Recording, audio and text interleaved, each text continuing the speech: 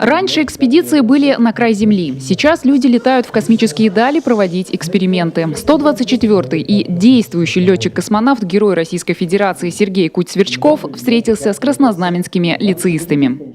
10 лет готовился к первому полету. Сейчас на данный момент стаж латырь космонавтов у меня уже 14 лет. У меня активный статус.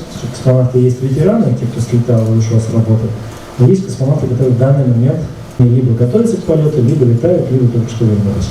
У нас таких 25 человек в России. Предупреждая часто задаваемый вопрос, Сергей признался, что в детстве космонавтом стать не мечтал, хоть и родился в городе Байконур, окончил школу в Королеве. Нравилось разбираться в технике, поэтому получил инженерную специальность, чтобы создавать новое. И какое-то время создавал для будущего себя и других космонавтов. Потому что станции ему надо обслуживать, ремонтировать, настраивать. То есть в первую очередь у человека должны быть инженерные знания, чтобы он просто жить смог в космосе.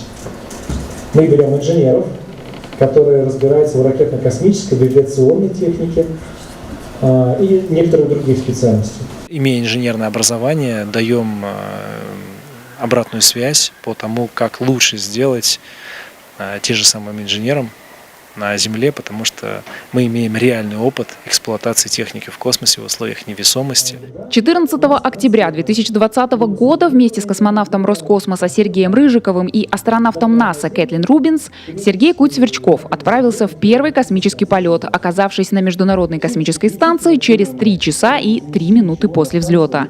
Команда вернулась на Землю спустя 185 суток. Вот вы когда летели, шло что-то либо не по плану? Подготовка состоит в том, чтобы избежать любых аварийных и штатных ситуаций. Мы к этому готовимся, чтобы их заранее распознать, чтобы у нас был запас времени, чтобы решить вопросы, если они возникают. А не так, чтобы внезапно кое-как что-то сделать. В космосе все идет по правилам, с запасом, безопасно. Основная задача нашего экипажа – это выполнение научной программы экспериментов. Их было более 50. Выполняли выход в открытый космос для развития российского сегмента, потому что после нашей экспедиции, в следующей экспедиции пришел многофункциональный лабораторный модуль. Вот мы станцию готовили к его прибытию. Быть зачисленным в отряд космонавтов – это знаково, но не стопроцентное обещание.